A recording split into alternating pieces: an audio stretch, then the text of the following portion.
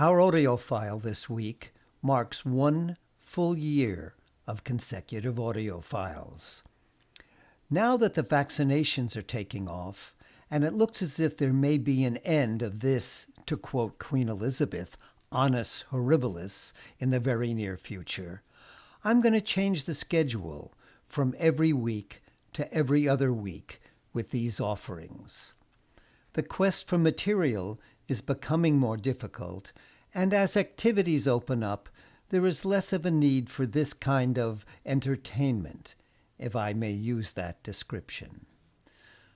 The file this week is what I thought was a lovely prose poem by Jane Shore.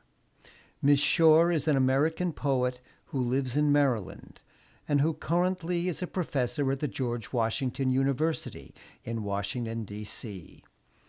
This poem was published in a recent issue of The New Yorker. I hope you find it as sweet as I did. Jay and Linda moved to Plateau Road and brought with him a pair of horses. Old Kalua and his long-time mare. When her heart failed, suddenly, Kalua, a paint the color of the Mexican liqueur, and sway-backed like a hammock, went on a hunger strike. Fearing that he might die from loneliness, Jay and Linda heard about a donkey housed unhappily an hour north, whose spouse likewise had died. Donkeys are stoic, disguising their pain, and we know grief is pain. They hauled him home, installed him in the barn, to see if the widowers could get along. The odd couple of central Vermont. Nikolai, a Slavic name, means victorious conqueror of the people.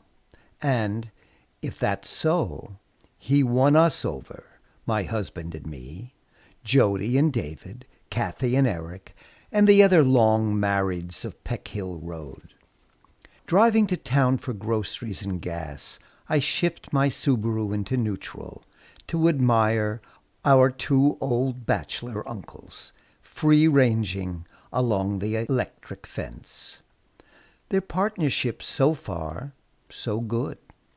Nikolai's fur, mottled gray and white, like burnt-out velvet, gets waterlogged when it rains. Kalua's is waterproof.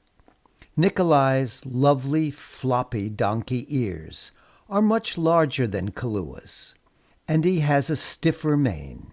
His bray is not like Kalua's pleasant whinny. His hee-haws, like a wheezing accordion, reverberate off our bedroom walls. I once saw Kalua bare his teeth like Mr. Ed, the TV horse who could talk.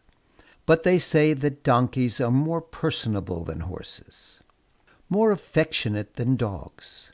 So it's easy to forget that he's a jackass. Confined to the barn all freezing winter, tired of nipping at Kalua's flanks, he stomped Jay's pet rabbit to death. From afar, you cannot tell which one's the boss, albeit equal on the equine scale. On days when it isn't thundering, you'll find them both civilly ensconced silhouettes, grazing against the sunset, the moon rising over Max Gray Road.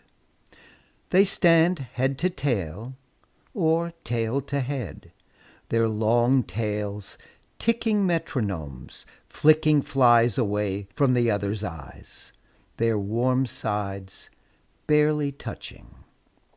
Facing opposite directions, they'll age in place, bickering, companionable, a photo on a country calendar.